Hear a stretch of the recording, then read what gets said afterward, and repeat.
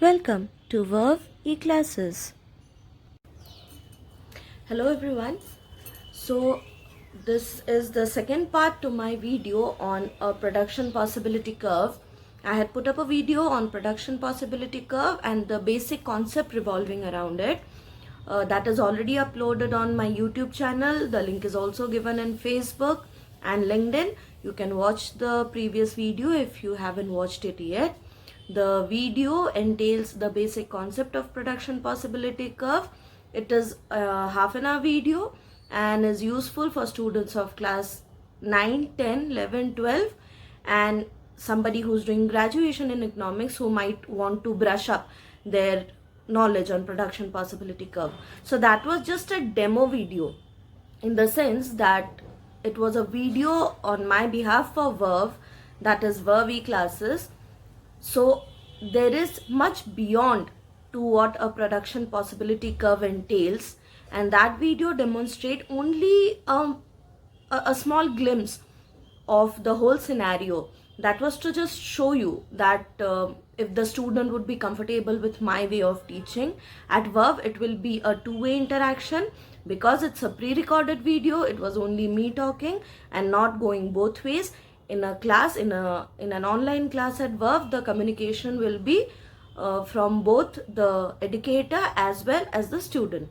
So yeah, having said that, I had received a few questions with regard to PPC, that is the production possibility curve, and the answers to which I've tried incorporating in this video. Further, if you would want to elaborate your knowledge on PPC, you are most welcome to connect with us at Verve. We will definitely try and clarify your doubts. So let's begin with the questions. The first question that I had received was, what are the other names of a PPC or a production possibility curve? In general parlance, PPC is also known as a production possibility frontier, production possibility boundary, or a transformation curve. They are generally used interchangeably with negligible or no amount of difference in them. So these are some other names of PPC. So if somebody is asking you to explain a PPF, he or she is indirectly asking you to explain what a production possibility curve is. Moving on to the next question, we have, which economic concepts does the PPC illustrate? So as students of economics might be aware of, that there are a number of concepts which combine together to form economics as a subject. So there are a few concepts which the PPC or the PPF illustrates. What are they? They are allocative efficiency. Second is the economies of scale. Third being the concept of opportunity cost. Fourth being the productive efficiency of resources. Lastly, being scarcity of resources, which is also a fundamental problem of the economies. Now, opportunity cost is also called can also be determined as the marginal rate of transformation, and all these concepts are they are vast concepts. So if anybody wishes to clarify on any of these concepts, can connect with us. We will definitely help you in getting a clearer picture of what the concepts are. So reiterating myself, the economic concepts which the PPC or the PPF illustrates are allocative efficiency, economies of scale, opportunity cost, productive efficiency, and scarcity of resources. Coming to the next question, can a PPC expand or shrink? So yeah, this is a very thoughtful question. By this, what I felt the person who was asking the question meant was, suppose I'll just draw it for you. I already have it drawn, I suppose. Yeah, let's say this is the PPC. So the person who's asking the question is wanting to ask if it can shift inwards or outwards. So yeah, this is the PPC, this is the shift outwards, and the shift inwards will be somewhere around this area.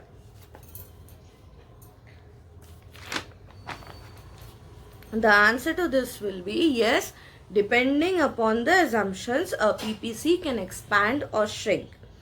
Expand in the sense when there is economic growth, or where there is a newer technology available, or there is some other developmental changes happening in the economy. Specifically when the economy is having growth, the PPC can be the PPC can shift outwards. Basically it can shift more towards the right. It can shift towards the left. This is the PPC. Right depicts growth, and if it shift inwards, that can happen for a number of reasons. Maybe because of unavailability of resources, lack of technological equipments at the moment, or maybe a war happening, or whatever the factor might be, there can be a shift inwards as well. So these are all based on assumptions. All depending upon assumptions, it can either shrink or it can expand. The next question is, just a moment please.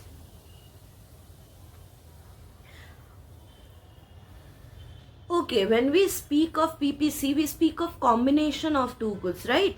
Good A and good B. Obviously in a market there are multiple goods amongst which we need to choose, but while explaining a PPC we generally use the example of two goods. Let's say good A, good B, guns, butter, etc, etc. So the question was, when can there be a situation of having a wrong combination of goods? So yeah, I too had to kind of search for the answer for this, but there is an answer to this. I found there are two main answers to this when the situation can arise where there is an erroneous combination of goods. The first being having a market failure, and the two, when the institutes which are deciding upon the combination of goods are making an erroneous decision as to what to produce and not considering the notion of the public. So yeah, we can definitely elaborate on this. So if you wish to have an elaborate answer, do give us a comment or do drop me a message. What are the main determinants of a production possibility curve, of the position of a production possibility curve? So yeah, technology would be one of the factors or determinants determining the position of a PPC. Management expertise can also be one of the determinants, a primary determinant, because there is no use of having n number of resources or XYZ number of technology if you do not have the expertise to utilize both that technology and the resource to its optimum. So yeah, management expertise is an imperative determinant. Also, available quantity of factors of production is another determinant. You want to produce a good, so whatever is necessary to produce that good, the factors of production, basically land, labor, etc. So if those are available at appropriate quantity, at the level of quantity that is required to produce X number of or Y number of those goods. The last question which I had received was basically, this was with regard to the fact that I had mentioned that a PPC is concave. So I had received a question, if a PPC can be convex. So I just broadened the horizon a little bit on the question. What I want to explain is there can be three types of production possibility curve. One which has a straight slope with a sloping gradient. Another one is a concave one, and the last one can be a convex one, that is bent inwards. So yeah, I'll just show you here, if you can see. Yeah.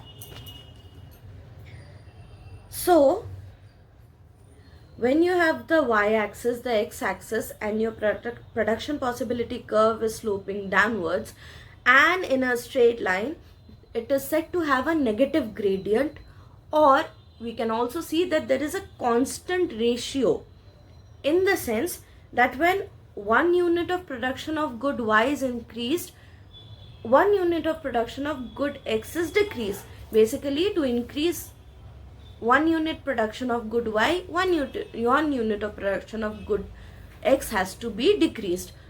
Equivalent मतलब equal proportion में जाएगा, constant proportion में जाएगा. But generally this is not a realistic situation. This is just a hypothetical scenario. Coming to the next one, that is a concave curve. I've already explained it in my last video, which if you haven't seen, please do watch it. It's uploaded on the YouTube channel of Verve E-Classes, as well as it is on my Facebook page, on the Facebook page of Verve. Yeah, so again I'll explain that for you. When the curve is concave, we find that there is an increasing ratio, in the sense that to increase 1 unit of good y, more than 1 unit of good x is required to be sacrificed. So that proportion of sacrifice keeps on increasing. Hence the cost of production keeps on increasing to produce good y. The marginal opportunity cost keeps increasing with each additional unit of y being produced. This is already explained in my previous video in detail. Please do watch the same. I'll also give the link in the description box. So yeah, the last one is the convex slope. Convex mane kya? This is the y-axis, this is the x-axis, and the curve will bend inwards. Generally, we see that the curve is bending outwards. Here, the curve will bend inwards. So when does this happen? When there is a decreasing ratio, meaning to say that to increase a unit of y, less than a unit of x needs to be sacrificed. Meaning, you sacrifice 1 unit of x, you can produce 2 units of y. So, this also creates a decreasing opportunity curve, which also generally doesn't exist. Mostly what exists is the normal concave curve. Hence, I had only explained the concave curve. Since the question had come that can there be different shapes of the curve, the answer is yes, there can be. The negative gradient, which is the straight curve, or the straight sloping line basically, or the one with the increasing ratio, which is the concave curve, or the decreasing ratio, which is the convex curve. But mostly what exists is the concave curve. The ratio where the scenario where we have the constant ratio and the one where we have the decreasing opportunity curve, both of them don't exist. Some people assume this. I have just read through that some people say that this the last one, which is a convex curve, may exist in the case of agricultural production of few agricultural combination of goods, but that is a very rare scenario. And if I still come to know more about this, I'll definitely update you on this. So yeah, these were the questions which had come to me. I've tried answering them.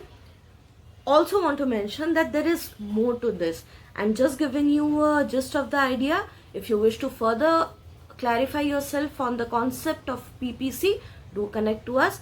We are open for teaching economics, business studies for class 11, 12, graduation level. Also, I had received a few questions if I would like to take students from foundation level of company secretaryship course. You're most welcome. But I will not be taking it on a subject basis. I will only be taking it on a topic basis. Meaning that you have to come to me with the topics in which you have doubt that Arundhati Di, I have doubt in this particular chapter. I'll definitely help you out with that. That is because I have a baby at home and it is not possible for me to give constant time to one particular student for one particular subject.